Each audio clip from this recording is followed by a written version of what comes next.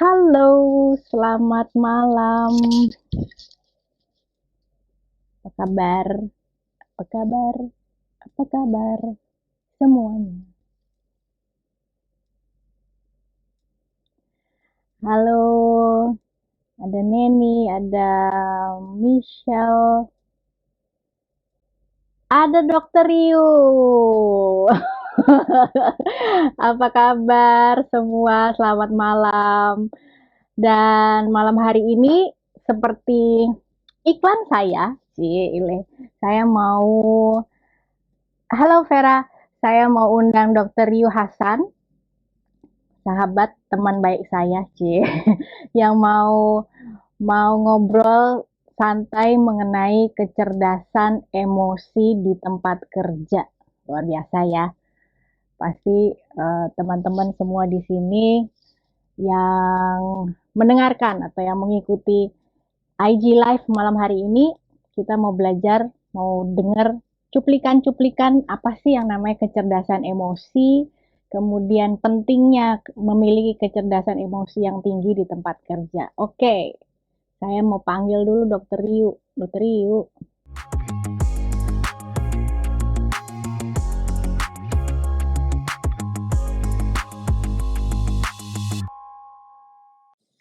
Dok, Hai. topinya mesti gitu banget ya dok? Iya. Saya ganggu nggak? Enggak lah, apa mengganggu apa sih? Enggak. Ya kan siapa tahu lagi praktek nggak? Ya, sambil di rumah sakit sambil IG live gini kan nggak apa-apa. Oh, IG live dok. Iya, nggak apa-apa. Ya. Kamu jangan kayak SJW tata bahasa.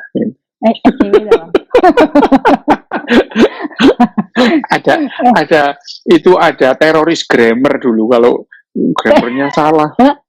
Oh iya. Dulu iya, itu okay. ya. Dulu itu waktu SMP, waktu SMA terus mahasiswa itu kalau ada orang ngomong terus dibenerin grammarnya. Kalian ini teroris grammar banget sih, kenapa? Yang penting itu kan ya paham, misalnya Betul. sekarang misalkan gini deh, ada orang Korea nih ya, orang Korea datang ke Indonesia, terus dia mencoba berbahasa Indonesia berlepotan, kamu menghargai enggak? Menghargai. Nah itu juga itu. Nah masalahnya orang Indonesia ini ya, kalau ada orang ngomong bahasa Inggris pakai bukan logat British, logat Amerikan, dihina itu. Kamu ngomongnya logatnya medok banget ya, nggak apa-apa itu ya. Padahal bahasa Inggris ini ya logat Probolinggo gitu kan. Ya nggak apa-apa. Misalkan orang Singapura punya sendiri 24 hour gitu. Itu alah gitu. Gitu. Apalagi orang India 60, 90, 40 gitu kan. Itu nggak apa-apa gitu. Benar-benar dok. Setuju. Dok. Ya, gimana? Ini dokter di rumah sakit nggak pakai masker, dok? Loh, ya ini kan di kamar apa namanya di kantor gitu. Oke. Dok, ini kan kita Sabtu mau ada sesinya Dokter Yu dong. Ingat kan dok? Oh iya. Sesi apa ya gitu? Mabok aku. Gini. Apaan ya? Sesi apaan? Sesi apaan sih gitu ya? Nah ya itu dia. Kita kan mau ngobrol santai, ini santai dok. Cuman aku deg-degan. Oke, ya. Biasa kan? Deg-degan apa? Dan ketemu Dokter Yu tuh deg-degan terus. Takut dibedah. Enggak lah. Dok, kita mau nanya dong. Ini kan temanya kece banget. Kecerdasan apa ya dok? Kecerdasan emosi di tempat kerja. Ngeri nggak sih? Itu itunya ya. Apa? Jamunya. Jamunya iki jamu. Itu yang bikin pinter ya dok. Dok, aku mau nanya dok. Apa? Kecerdasan emosi itu apa? Ya, gini loh ya, yang disebut kecerdasan emosi itu ya, yang namanya kecerdasan emosi. Kalau kita bicara mengenai kecerdasan itu kan macam-macam. Nah, salah satunya itu kecerdasan emosi, bukan kecerdasan kognitif ya, kecerdasan. Meskipun emosi itu juga bagian yang mempengaruhi kognisi kita gitu ya, mempengaruhi.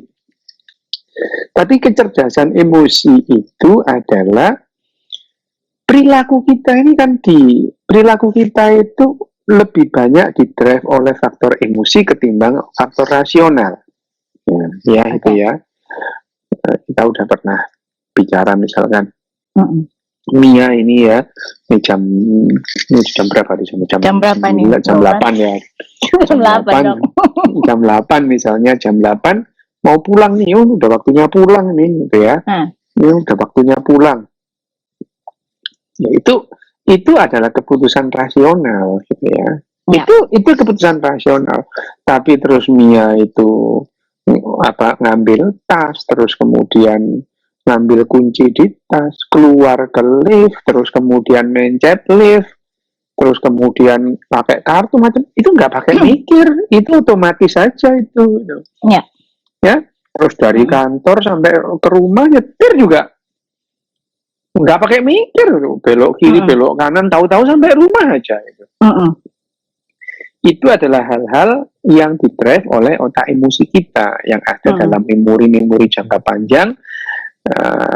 Memori implisit, cara Mia jalan, cara Mia melangkah itu adalah memori implisit yang memang dilatih sih, misalnya latihan jalannya supaya kayak Pragawati gitu ya. Itu latihan, itu dengan latihan sampai akhirnya terbiasa jalan itu agak cicit sedikit itu ya, agak cicit sedikit. Atau cicit-cicit titik gitu ya. Itu bahasa Jawa nanti. Iya, bahasa Jawa gak apa-apa, kan santai ya. Santai, bener. Apa tadi ya? Minum dulu dok gitu. Iya, iki jamune diombe. Eman ini. Itu katanya tadi Martini andalan katanya. Bukan, ini bukan Martini. Kalau ini itu Martina ya dok. Ini Petrus 82. Petrus 82. Nanti nanti kalau udah selesai kamu googling apa itu Petrus 82. Petrus 82. Siap. Kembali lagi ke kecerdasan emosi. Kecerdasan emosi. Nah, kecerdasan, jadi perilaku kita itu, meskipun perilaku kita itu ada yang kita sadari gitu ya, disadari, kita conscious, dan kemudian kita itu notice itu ya. Kan tidak semua kamu notice, misalnya kamu jalan itu, kamu conscious itu sadar 100% kamu sedang jalan gitu ya.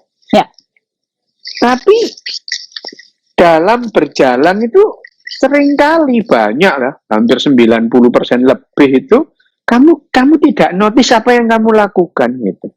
Betul. Ya, sama dengan makan itu. Makan sambil ngobrol itu, bahkan ngobrolnya dan makannya sendiri akhirnya kita tidak menotify itu. Jadi kita sadari secara penuh apa yang kita lakukan. Ya. Nah, termasuk perilaku gitu. Perilaku juga gitu. Perilaku itu lebih banyak kita itu tidak menotifikasi atau tidak menotify apa yang kita lakukan gitu. Dalam berperilaku. Misalnya kamu ya Mia, terus kemudian ketemu orang, terus kamu langsung cemberut. Itu kamu tidak tidak melakukan dengan sadar. Iya, itu kecemberut, mendadak cemberut aja, nggak suka gitu. Nah, itu elek adalah apa? Elek. Yo, lek rodok ganteng ya, cok merengut ya. Lek ana wong ganteng ya aja diprenuti kok. itu yang namanya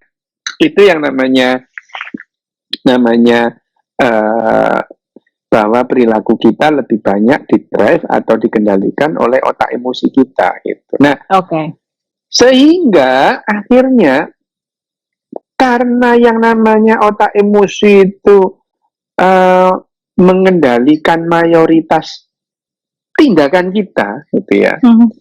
Maka perilaku kita berhubungan dengan orang lain gitu. Karena manusia itu selalu berhubungan dengan orang lain, nggak mungkin manusia hidup sendiri, manusia itu hidup dalam komunitas. Betul. Maka kecerdasan sosial, kecerdasan emosi itu yang membuat dia selamat lahir batin gitu. Ya, misalnya orang berbeda, misalnya orang Jawa terus kemudian hidup di Sumatera Utara gitu. Ya, misalnya ini orang Jawa yang hidup di Sumatera Utara gitu. Tentu dia akan memahami secara kognitif dia, ini aku berbeda, hidup di tempat yang berbeda gitu. Ya. Yang nek mangan glegek nang kini malah api gitu ya. Iya toh? Kalau di Jawa sana mangan glegek enggak sopan gitu ya. Tapi kalau di Simalungun misalnya makan dijamu terus itu menghargai yang menjamu gitu. Ya. Ya. Nah, dalam hal ini emosi dia selama di Jawa gitu ya, di Jawa yang sering yang dilakukan secara otomatis, kalau dia cerdas secara emosi, dia akan mencoba mengubah perilakunya dengan sadar gitu ya, dengan sadar. Dalam hal ini karena dia dengan sadar mencoba mengkoreksi perilaku yang biasanya, maka dia tidak membiarkan emosi itu membajak rasionalitasnya dia gitu. Ya, itu yang disebut cerdas emosi. Cerdas emosi itu pada saat dimana emosi tidak terlalu sering membajak rasionalitas. Ya, nah, memang kegiatan kita tuh selalu dibajak oleh emosi, Misalnya ini ya, yang paling sering, kamu paham makan itu udahlah, makan berlemak nggak sehat ya, makan jangan banyak-banyak. Tapi begitu kamu ada es krim, kalau nggak habis itu nggak bisa berhenti dulu gitu. Apalagi kalau nggak bayar ya dok. Nah ya itu, apa meneh ditraktir gitu. Nambah. Ditraktir nambah. Nah itu yang namanya pada saat otak itu emosi itu membajak rasionalitas. Nah, kadang-kadang emosi ya kita biarkan sih mendrive, misalnya pada saat kita menikmati drama gitu kan. Ya kecuali koyo aku ya, Pak. Aku itu sepanjang nonton film tuh ngomel-ngomel. Itu gak mungkin, itu gak masuk akal film itu. Terus misalnya nonton film kalau di bioskop diusir dok itu dok. Ya makanya aku lihat delok bioskop iku ya tuku telu ngono. Biar gak ada orang. Tuku telu aku gitu. Bener. Soalnya nek ono ngono mesti boring-boring deh ngono. Makanya aku lebih seneng nonton itu di laptop gitu ya. Nah, terus kemudian ya berbayar tapi nonton sendiri. Jadi di kamar sendiri ngomel-ngomel gak apa-apa ya. Karpe. Taek goblok. Wah ngarang iku goblok sing gawe iki ngono ya. Ini berbahaya ini. Nah, ini tapi lak dhewean aku gitu. Lek nang ngarepe wong mosok tak goblok-goblokno wong kan. Nah, menggoblok-goblokan orang di tempat umum, di tempat orangnya itu juga itu bukan cerdas sosial. Misalnya pun kamu tahu lah Mia, karyawanmu bodoh. Mosok mbok goblok-goblokno kan enggak itu. Enggak. Nah, itu adalah bagian dari kecerdasan emosi gitu ya. Kecerdasan emosi. Beda sama social intelligence. Nah, kecerdasan sosial itu pilarnya adalah kecerdasan emosi. Orang yang tidak cerdas secara emosi, dia tidak akan cerdas secara sosial gitu. Kecerdasan sosial itu kita sudah berinteraksi dengan banyak orang dalam organisasi. Tapi kalau kecerdasan emosi saja itu misalkan hubungan antara kamu dengan suamimu misalnya itu. Kalau kamu cerdas secara emosi, ya dua-duanya cerdas secara emosi, dua-duanya nyaman gitu, nyaman gitu, memberikan kenyamanan hidup, ya hidup lebih nyaman karena yang namanya misalkan salah satu salah satu variabel kecerdasan emosi itu adalah empati gitu ya, empati. Oke. Empati itu termasuk merasakan aku kalau gini dia itu merasa tersiksa gitu. Tapi kalau misalkan aku berdua sama kamu gitu ya, Mia ya, misalnya di apa itu di restoran gitu ya, kita ngobrol sambil ngopi di coffee shop itu. Kalau aku bisa merasakan apa yang kamu tidak suka gitu ya, tentu dengan sadar atau tidak, aku tidak akan melakukan hal-hal yang kamu tidak suka. Gitu. Demikian juga sebaliknya, karena yang namanya empati itu merasakan perasaan orang lain gitu, terutama perasaan-perasaan yang tidak mengenakan gitu. Ya, perasaan-perasaan yang mengenakan. Dia akan mencoba menghindari orang lain mempunyai perasaan tidak enak karena perilakunya gitu. Ya. Oh ya, misalnya kita di restoran terus kemudian ada orang jatuhin piring krompiang terus kita lihat itu, orangnya jadi nggak enak gitu. Makanya di negara-negara seperti Jepang ini atau Denmark atau yang negara-negara Finlandia itu kalau misalkan kita orang jatuhin piring ya mungkin kita langsung spontan lihat, kemudian ya lihat lagi, bukan itu ada berantem sama suaminya ya, itu apa itu apa. Nah itu karena kita tidak punya empati. Nah salah satu manfaat atau salah satu cara kerja empati itu diantaranya yang pertama adalah kita itu bisa membedakan mana urusan privat, mana urusan publik. Oke, tapi stop dulu di situ dok. Oke. Tak potong. Potongan. Ini kan cuplikan, nanti nek dibeber semua di sini kelas Sabtu nanti. Oh iya, apa jenenge? Iya. Kelas Sabtu ono mana ya, tenang. Oh iya, banyak ilmu ya dokter. Dok, tadi kan aku berpikir loh malam-malam itu kan. Gak apa-apa, api Mia kon lek berpikir jadian. Makasih loh ya dok. Api Mia berpikir api yo. Saya speechless guys. Enggak. Apakah ada ini? Tadi tuh kan mikirnya terus kelewat nih. Apakah faktor bagaimana kita dibesarkan atau tipe kepribadian tertentu gitu, itu menentukan atau mempengaruhi seberapa cerdas emosi kita atau enggak? Ya. Yang terutama adalah pola asuh atau pengasuhan atau nurturing atau parenting. Nurturing itu akan membentuk kecerdasan emosi meskipun pada dasarnya orang itu emosinya itu berbeda-beda, ya bakatnya berbeda-beda. Ya. Misalnya, saya sering mengambil contoh orang Jepang. Orang Jepang itu nek ijen-ijenan ya dewi-dewian, jelek ini. Bencana kudu ngaplok kayak gitu ya. Bencana lah pokoknya misalnya. Terus jelimet tuh. Tolong ditranslate. Bencana itu apa? Banyak enggak? Bencana gua play lah pokoknya. Tambah enggak ngerti kok. Ngeselin gitu ya, ngeselin. Yes, pokoknya enggak nyeneng lah gitu ya. Nah, ya. Rata-rata orang Jepang individu per individu. Ya. Tetapi as a society mereka very nice gitu. Sebagai society very nice.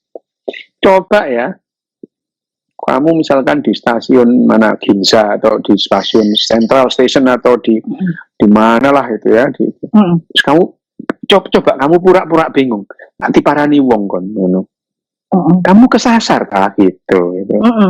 Iya itu. Jadi bagi mereka orang kesasar itu adalah urusan publik. Itu bukan urusan pribadi gitu. Maka karena orang kesasar itu urusan publik, dia akan diberitahu, kamu tersesat ya. Gitu. Nah, perilaku seperti ini itu dilatih sejak kecil gitu. Oke. Misalnya kamu dalam kondisi hamil gitu ya, kamu naik bis atau naik kereta api di salah satu stasiun di Jepang, orang lain yang duduk langsung berdiri gitu. Ya. Karena perempuan hamil, terus kemudian orang tua yang bawa tongkat, elderly people, itu didahulukan. Nah, tapi ngelatihnya seperti ini sejak anak-anak itu. Oke. Ya. Oke. Nah, itu buang sampah, antri, mematuhi tak rambu-rambu lalu lintas, itu dilatih gitu. Nah, sehingga terjadilah kecerdasan sosial. Secara sosial cerdas banget mereka gitu ya. Meskipun secara emosi kadang-kadang jumwengkeli banget loh orang-orang ini jumwelai gitu ya. Karena perilaku mereka ya berbeda gitu ya, berbeda. Tapi kalau misalnya ada orang-orang yang memang tata keramanya tinggi itu ya ada gitu ya. Oh, dulu mantu sampai kon kok suwe jelungup lho ya. Ini kok ngene. Ini yang kon iki yo bingung jelungup kapok kon kok. Jelungup itu apa coba bahasanya? Jelungup itu tuh kan. Ya pokoknya dicari ya teman-teman hadir di sini di Google jelungup itu apa. Loh Dok, berarti kesimpulannya bahwa kamu kok terus kesimpulan? Oh, belum ya? Belum, jauh masih. Poin ini loh Dok. Oh, oke, ya wes. Apa namanya tadi itu kan lali kan Dok, pinter sesaat ini. Bagaimana kita dibesarkan itu sangat amat mempengaruhi kecerdasan emosi sosial. Ya, kecerdasan emosi dan sosial. Emosi dan sosial. Karena itu sosial. Bicara mengenai dilatih ya, sesuatu yang harus dilatih dari kecil. Ya. Oke, kalau tipe kepribadian tertentu nggak mempengaruhi. Tipe kepribadian itu ada 100 misalnya yang orang sungkanan gitu nggak? Nggak ada kepribadian sungkanan. Ada orang yang Riko gitu ya, apa namanya Riko teman saya Dok. Riko. Riko.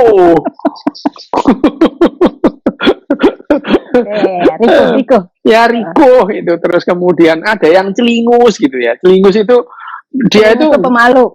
Celingus itu cenderung nggak mau natap muka gitu. Dia itu nggak bisa gitu. Itu adalah pembawaan ya, artinya bakatnya. Hanya saja kalau kemudian kita berinteraksi between two person or more gitu ya. Ya. Kemudian misalnya aku ini celingus lah ya gitu. aku celingus misalnya. Terus ketemu sama kamu paham arek iki celingus arek iki gitu ya.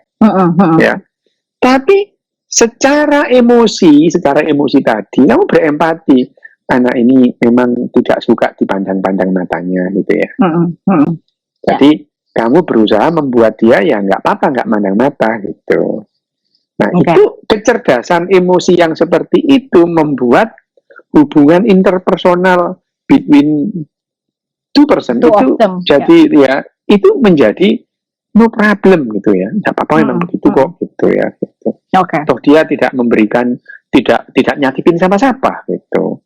Terus itu akan berbeda kan ya. Kamu ngadep mana sih? Ini lo ngomong sama aku matamu lo delok mataku. Iya. Delok. Tahu ya. Kok ini lo tidak ngomong kok. Ini lo matamu itu lo. Oh no. Misale gitu. Misale itu tidak cerdas secara emosi. Nah. Tapi itu kan nggak ditentukan oleh tipe kepribadian dong kalau yang kayak misal kayak gitu atau itu tipe kepribadian. Tipe kepribadian itu adalah sesuatu yang misleading. Karena setiap manusia itu unik nih ya, nggak ada tipe. Jadi kalau tipe ada berapa tipe kepribadian? Kalau ada orang 1000 ya ada 1000 tipe itu. Ya. Betul. Cuman ada kecenderungannya misalnya, kita kan sering melakukan dikotomi, ini pemalu, ini enggak, ini introvert, ada ini enggak ekstrovert. Nah, introvert dan ekstrovert itu kan dua kutub dan kita itu ada di sini loh ya, yang enggak hitam, enggak putih, tapi abu-abu itu ya kecenderungannya. Nah, dulu kan ada itu ya, dibagi 4, sanguinis itu, terus kemudian melankoli ya itu, flegmatis itu pun 4 kepribadian ini didasarkan otomatis juga.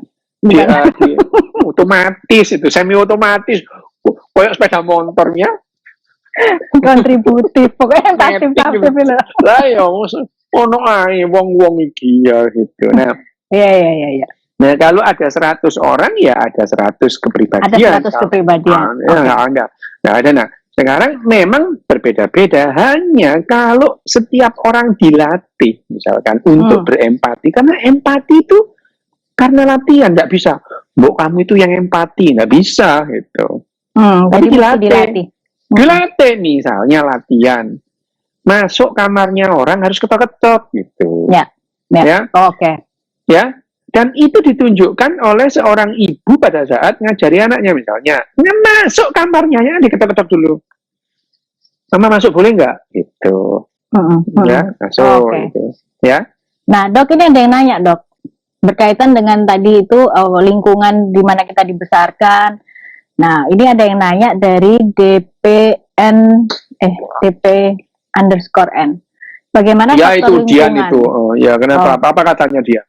Bagaimana faktor lingkungan atau pengalaman bisa mempengaruhi kecerdasan emosi? Oh iya, kecerdasan emosi misalnya. Yang namanya apa mau? Itu apa jenisnya? Aku lupa. Empati gitu.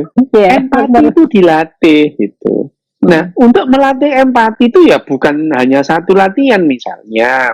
Latihannya sejak kecil misalnya. Misalkan anak kecil dilatih, kalau kamu nemu dompet, dibiarin gitu. Kalau kamu nemu barang bukan barangmu, dibiarin. Ayo kita jadi itu dilatih, misalkan anak TK di Jepang ini ya gitu. Anak TK di Jepang kalau dia latihan itu ada dompet itu. Dompet kalian bukan. Kalian kalau barang kalian hilang, kalian sedih nggak? Sedih gitu. Nah, makanya jangan diambil ini. Ini orangnya sedang sedih. Nanti kalau dia ingat dia akan balik sini lagi. Nah, ketemu. Udah. Kalau semua di situ. Nanti kalau sudah 8 jam, polisi yang ngambil, dia carinya di kantor polisi. Itu latihan mulai kecil. Ada barang ketinggalan nggak diambil. Kayak tadi misalnya di bis, itu latihannya seminggu 2 kali anak-anak itu. Latihan cosplay pura-pura itu. Naik bis gitu ya. Ada yang pura-pura jadi supir, ada yang pura-pura jadi kernet. Gitu ya itu. Nah, itu latihan.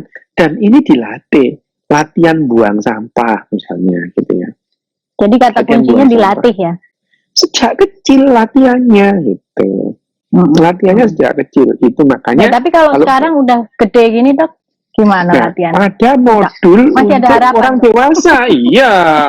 Loh, ada harapan karena manusia itu ya bisanya dilatih, dikasih tahu nggak bisa gitu. Coba gini, gimana caranya kamu menasehatin orang supaya bisa naik sepeda? Loh, yang nggak bisa disuruh latihan gitu.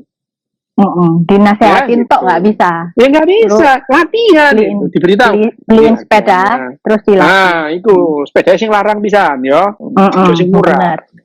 Betul. Ya. Ya. Nah, itu, Dok, ini ada yang nanya lagi, Dok. Sopo? Dari Protanto. Mas atau Mbak? Mas mestinya, Protanto. Dok, kita mengajarkan kepada anak hal yang sama, tapi hasilnya berbeda pada setiap anak karena dipengaruhi faktor apa? Yang mungkin pertama, anaknya 2 gitu kali ya. Bukan.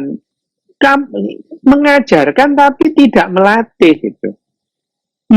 Anak kecil dilatih, kita itu harus taat rambu lalu lintas itu. Tetapi kalau bapaknya nyetir, dia melebihi kecepatan yang diperbolehkan. Lah anaknya bingung. Lah gimana? Ya jadi apalagi ya misalnya, gimana? Bapaknya bilang jangan ngambil barangnya orang itu. Tapi begitu bapaknya nemu handphone, rezeki ada orang ketinggalan handphone. Loh, ya gimana? Itu. Korslet ya, Dok. Iya, itu. Jadi yang diajarkan itu disampaikan. Kita menyampaikan kebaikan kepada anak itu kan sudah menjadi tradisi di Indonesia itu ya.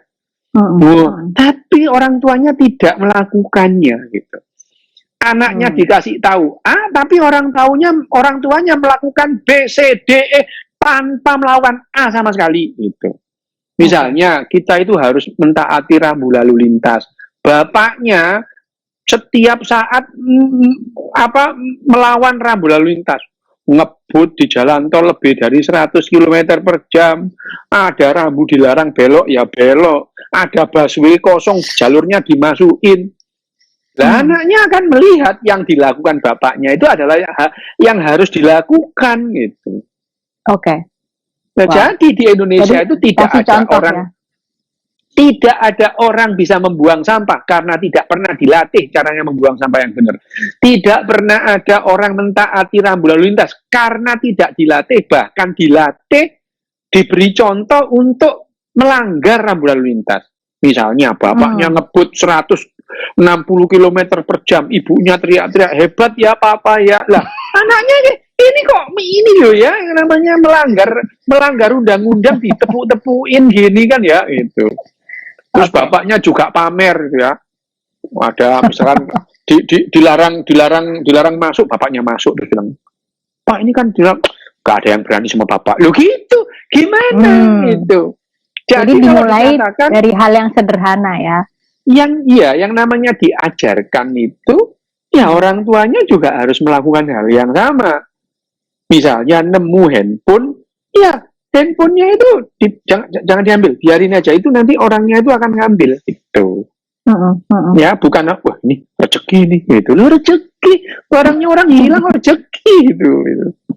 Ya, nah itu yang membuat akhirnya yang namanya empati itu latihannya itu banyak, mulai dari buang sampah, terus kemudian makan di meja makan, pup, pipis dan pup dari kecil itu di toilet, itu dalam rangka membangun empati itu.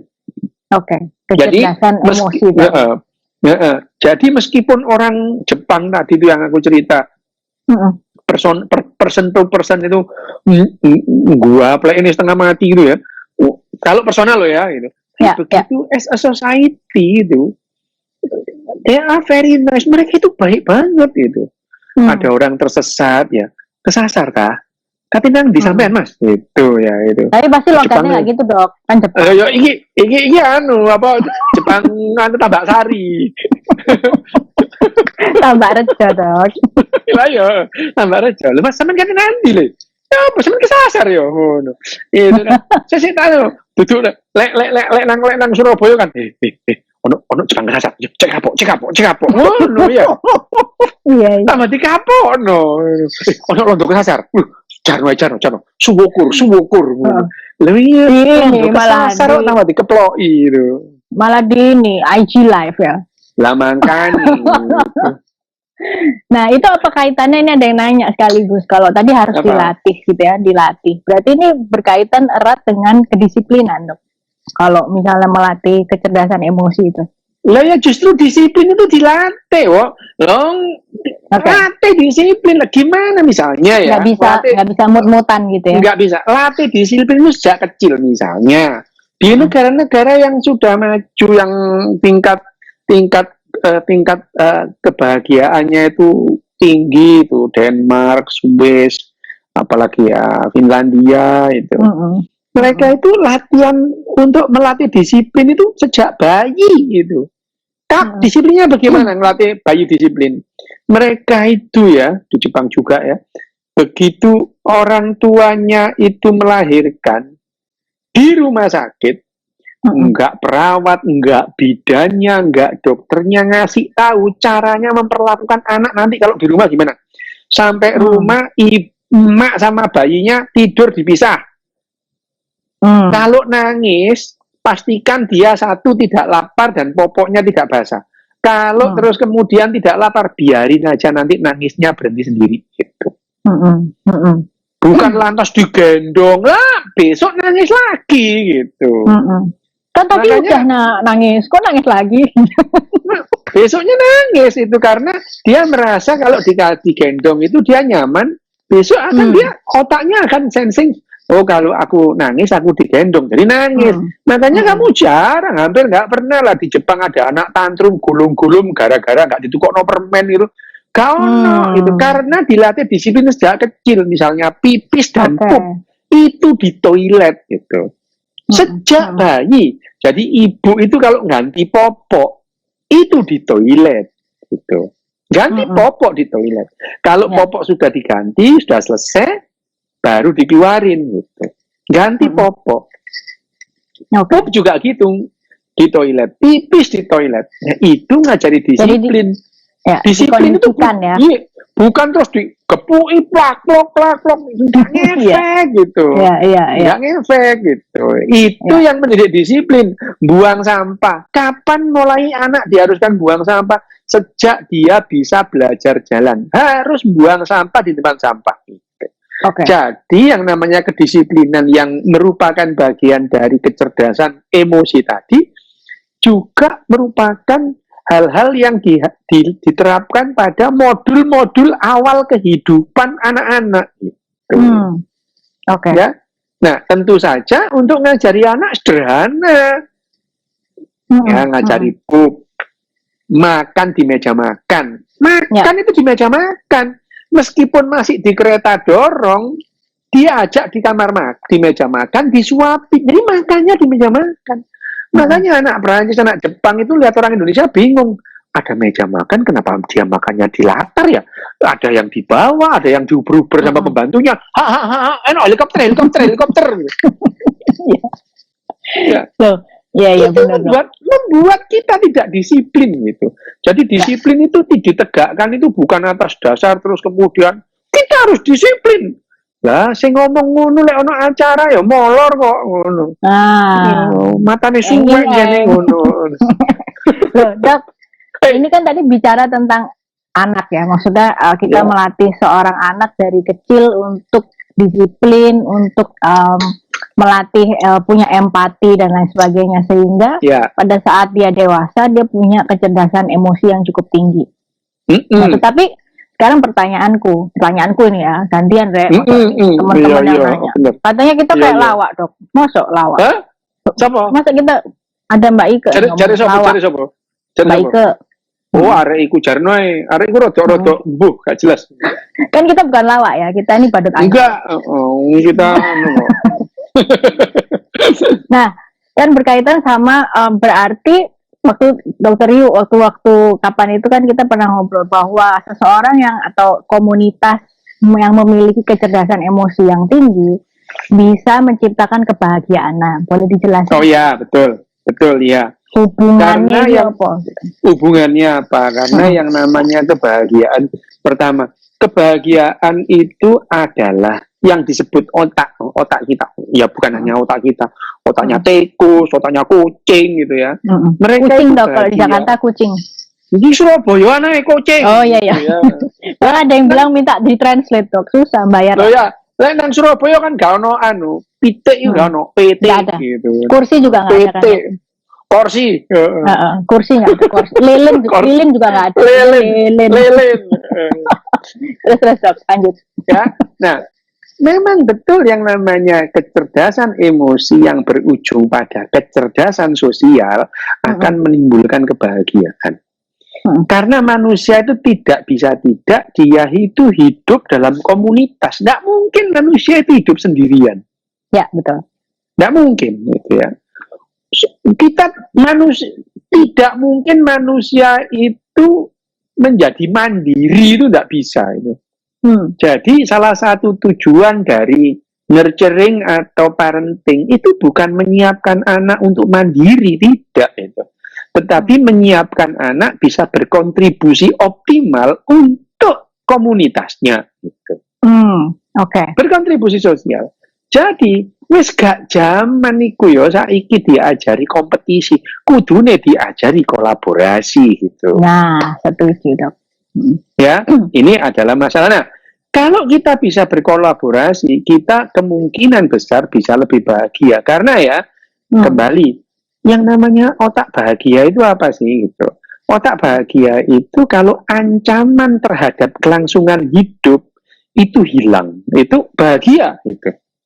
Ancaman terhadap kelangsungan hidup itu otak, misalkan tikus ya. Tikus, Dok. Iya, tikus mau ya. Tikus itu dia melihat makanan, terus kemudian makan, otaknya itu bahagia gitu. Tikus itu ya, karena pada saat itu ancaman keberlangsungan kehidupan akan, aku iso urip iki gitu ya. Nah, tapi kebahagiaan yang seperti ini usianya pendek. gitu. Ya. Karena kalau usianya panjang, tikus-tikus kok nggak mangan gitu ya. Justru harus pendek usianya pendek supaya dia punya motivasi untuk cari makan lagi. Dia kebahagiaan itu hilang terus memburu kebahagiaan yang sama, mencari makanan bahagia. Itu satu. Yang kedua, pada binatang terutama mamalia, itu kalau dia menemukan pasangan seksual gitu ya, dia bahagia gitu ya. Itu yang membuat secara evolusioner otak kita bekerja seperti itu sehingga kita tidak punah gitu. Ini mencari pasangan itu. Kalau enggak ya punah dulu kita kalau enggak punya sifat yang seperti itu. Nah, dua ini pada umumnya binatang itu dua hal yang membuat binatang itu bahagia. Dia mendapatkan makanan dan dia menemukan pasangan, melihat pasangan itu bahagia. Nah, manusia ini sejemnya itu. Karena manusia itu punya memori, punya konsep masa lalu, masa sekarang dan masa datang gitu. Dan seringkali menghubungkan hal-hal yang tidak ada hubungannya itu. Jadi manusia itu kurang kerjaan. Iya itu. Menghubungkan hal-hal yang tidak ada hubungannya. Sehingga kecemasanmu itu kadang-kadang nggak masuk akal gitu. Oh, kecemasanku, Dok? Iya, kamu tuh kan cemas pada hal-hal yang nggak masuk akal gitu. Ya. Kalau misalkan tikus itu cemasnya kalau nggak dapat makanan itu. Lah kamu misalnya ini, misalkan itu tanggal 4 gibisan. Tikus tanggal 4 meniki iki jatuh tempo iki lho, jatuh tempo bayari. Kamu gelisah gitu ya. Betul. Kok tahu terus kemudian misale kamu berangkat dari rumah, terus macet, gelisah kamu gitu. Terus Februari wis tanggal selawe. Iki dulu kas bayar pajak. Jadi banyak yang membuat kamu itu gelisah gitu. Ya, nah, jangan dibacain semua, Dok. Nah, termasuk kondisi-kondisi yang dilakukan oleh orang lain gitu. Ya. Bayangkan ya, kemarin aku sering ngasih contoh misalnya seorang ibu gitu ya, seorang ibu di Jepang ini atau di Finlandia gitu. Kalau anak gadisnya jam 11 malam nggak pulang, dia nggak cemas gitu. Kenapa? Karena dia tahu society atau komunitas akan memperlakukan anaknya dengan baik gitu. Ya. Nah, kondisi seperti ini membuat bahagia nggak? Membuat bahagia. Kalau misalnya kamu di Jepang ya, jalan-jalan lah, di mana lah di Ginza, terus handphonemu ketinggalan, kamu panik nggak? Enggak. Karena kamu tahu handphonenya akan ada di situ. Nah, kok lingkungan yang begini membuat kamu bahagia enggak? Bahagia itu. Seorang anak melihat mbahnya, bapaknya yang sudah tua jalan naik kereta api, dia enggak cemas karena komunitas akan memperlakukan orang tuanya dengan baik. Nah, makanya yang namanya kecerdasan emosi dan kecerdasan sosial yang tinggi itu membuat orang akan bahagia gitu. Kecenderungan bahagia gitu. Kamu tidak akan ya, secara personal itu kamu tidak akan di Jepang atau di Finlandia sekedar mengingatkan kamu tadi sudah sholat apa belum, nggak ada itu. Karena itu adalah wilayah privat itu. Wilayah privat itu. Nggak ada itu. Karena dia tahu wilayah privat, wilayah publik, dia tidak ngurusi hal-hal privat itu. Jadi ada batasan yang jelas mana area privat, mana yang publik. Iya. Coba nggak lihat ya di film-film itu, di film itu gambaran yang orang-orang di Eropa misalnya. Misalnya ada seorang suami istri yang baru menikah 8 tahun atau 10 tahun. Sebelumnya kan dia nggak kenal gitu ya. Menikah 10 tahun, dia umur 50, menikah umur 40 gitu. Pada saat si istri itu kedatangan tamu cowok, suaminya itu pergi loh. Memberikan kesempatan pada istrinya untuk menyelesaikan urusan kalau ada urusan pribadi gitu. Ya, bukannya lantas apa tadi itu? Apa tadi? Nah, ini membuat hubungan jadi nggak enak malahan gitu.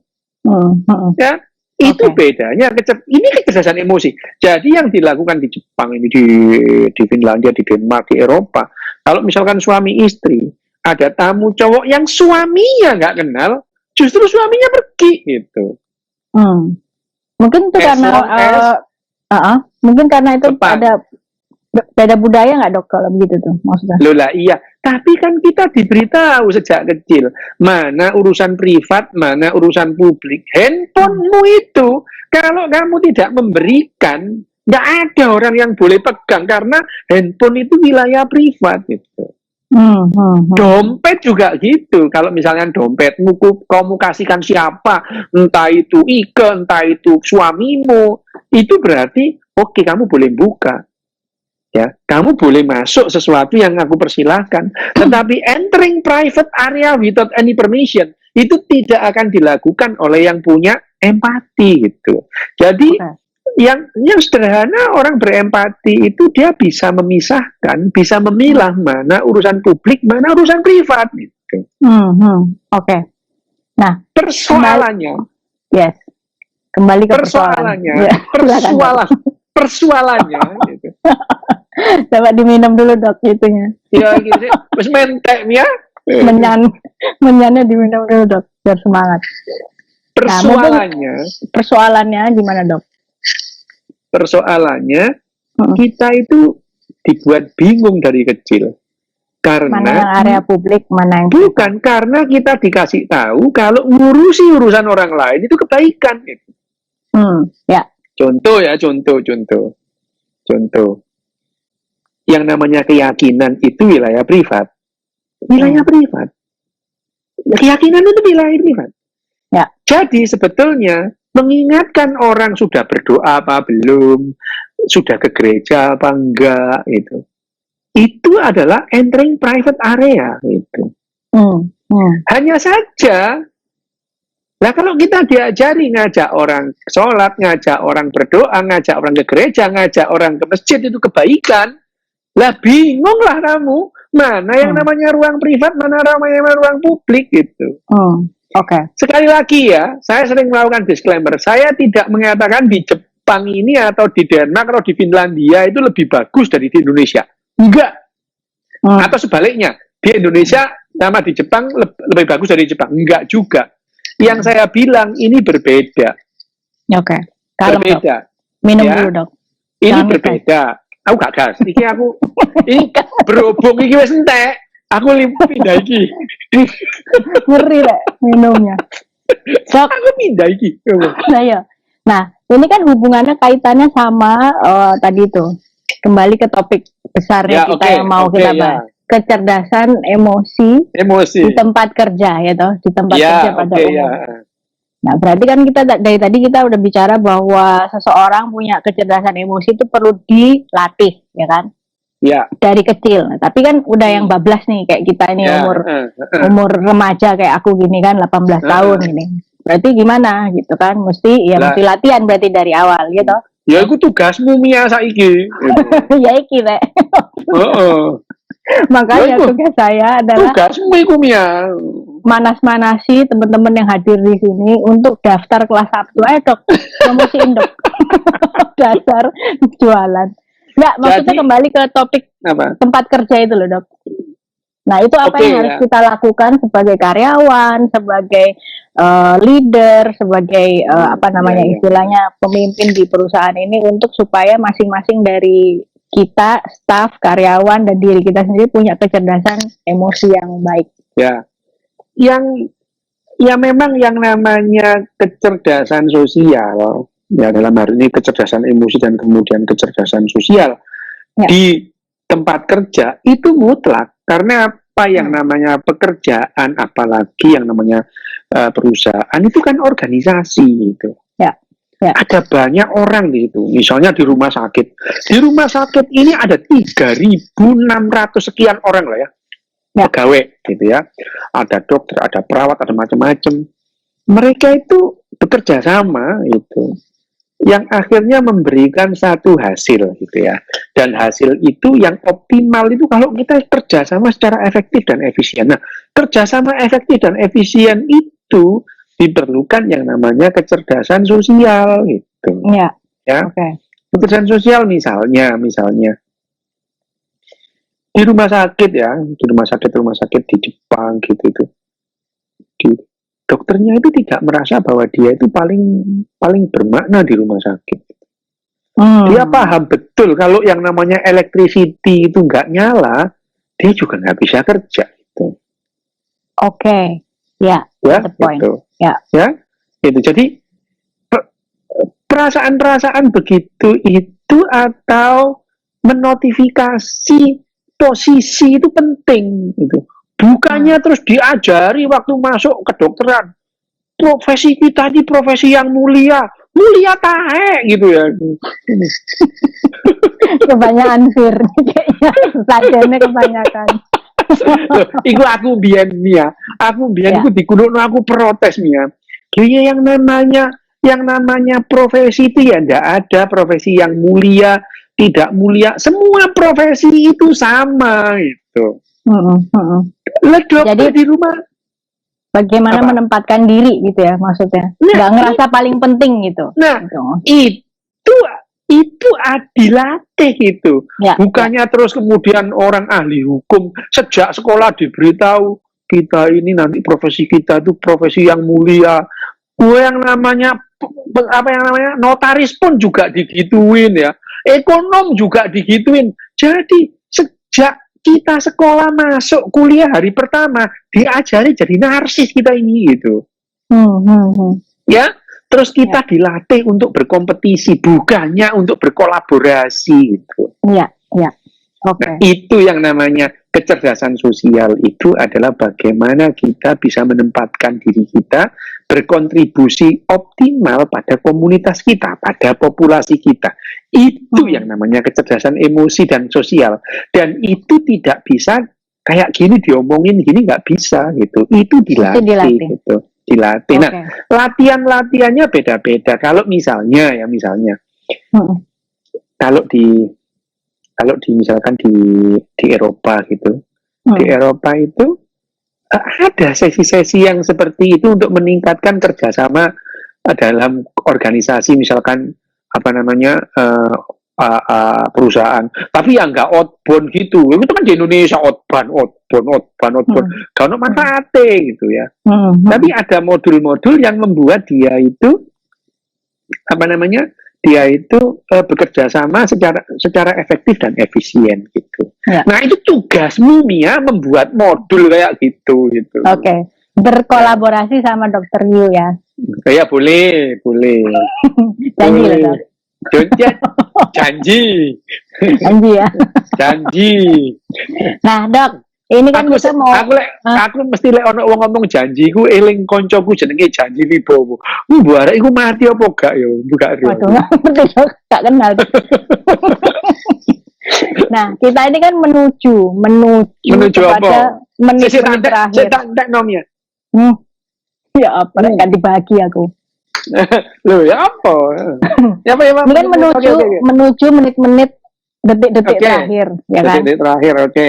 Dokter Yu boleh nggak sampaikan kisi-kisi yang mau dibagikan hari Sabtu, khususnya teman-teman yang mungkin belum dapat informasi ya, Dokter Yu itu akan buka kelas ya? Oh, oke, ya.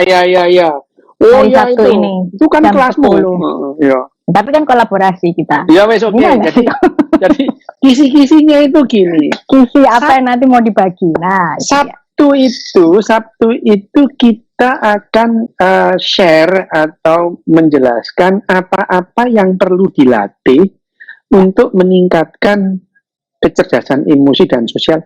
Tujuannya untuk bahagia sih, tapi kita khususkan pada lingkungan kerja gitu.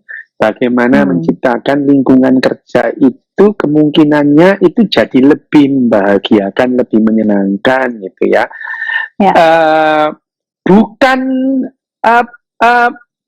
Bukan tidak ada konflik, bukan konflikless tapi less konflik. Termasuk bagaimana kita melatih kalau pada saat menghadapi konflik itu tidak crash gitu ya. Nah, konflik selalu ada, tapi kita menghadapi konflik itu kita ngomong manajemen konflik manajemen itu kalau kita tidak dilatih, kita juga tidak akan bisa menghadapi konflik. Nah, beberapa poin, pokok-pokok poin bagaimana kita membuat suasana lingkungan yang kondusif di lingkungan kerja itu bisa menghasilkan hal yang optimal pada organisasi pekerjaan. Kira-kira gitulah. Keren ya. Keren banget, Dok. Dokter sekolahnya di mana dulu kok bisa keren gitu? Apa? Aku biyen gak iso ngomong ini, Mia, sampai lulus. Aku ngomong ini ki yo latihan, itu latihan kecerdasan emosi. Masih ya. aku sik njembok ingin wong nek ndelok aku kudu ngaplok ae ngono. Berarti sesajennya kurang, Dok. Iya. Tapi terima kasih banget Dokter Yu. Ya. Saya udah dikasih waktu, kita semua udah dikasih waktu jam prakteknya Dokter Yu nih. Nggak tahu praktek beneran apa enggak, Dok. Wah, praktek dukun. Udah dikasih waktu hampir 1 jam waktu ya Dokter Yu untuk berbagi tips ya. Istilahnya kita belajar mengenali kecerdasan emosi. Jadi bahwa seseorang itu perlu punya kecerdasan emosi untuk mencapai kebahagiaan secara komunitas gitu ya. Kurang lebih gitu ya. Atau kurang pinter ya kesimpulannya. Wes bener Mia, wes pinter. Oh, pinter. Lumayan ya, Dok. Oh, wes pinter kan, wes pinter kan bolak-balik kok pisan. Wes pinter. Untuk detailnya nanti kalau teman-teman sekali lagi yang mau mendengarkan kembali lebih detail Dokter Yu sesinya ada di hari Sabtu jam 10 sampai jam 12. Ya itu teorinya, tapi biasa kalau Dokter Yu bisa lebih-lebih. Bayarannya beda. Tetapi hal yang saya bisa simpulkan malam hari ini, sesi bersama Dokter Yu, kecerdasan emosi di tempat kerja adalah sangat penting. Dan caranya adalah mau nggak mau kita harus melatih diri, karena sesuatu yang namanya kecerdasan itu nggak bisa cuman pasrah gitu ya, Dok. Tetapi harus dilatih dari sejak dini. Kalaupun kita udah usia sekarang udah telat, tapi nggak ada yang telat buat Dokter Yu. Jadi tetap bisa dilatih. Kata kuncinya adalah dilatih ya, Dok. Nggak bisa koyo asu dilatih. Nggak enak. Terakhir aku udah menyimpulkan dengan elegan kenapa kayak asu dilatih gitu. Nggak enak ini kesimpulannya. Tapi intinya adalah teman-teman bahwa kita setuju dalam satu hal, memiliki kecerdasan emosi sangat penting, terutama untuk kita bisa menempatkan diri yang tepat di komunitas kita, sehingga kita bisa tidak hanya tidak hanya untuk memahami orang lain, tetapi kita juga bisa menempatkan diri dan nggak ngerasa penting sendiri gitu ya, Dok ya. Ya. Jadi kita bisa tidak sekedar mengejar kompetisi, tapi bahkan kita bisa berkolaborasi untuk mencapai tujuan yang lebih besar. Luar biasa nggak sih aku pinternya?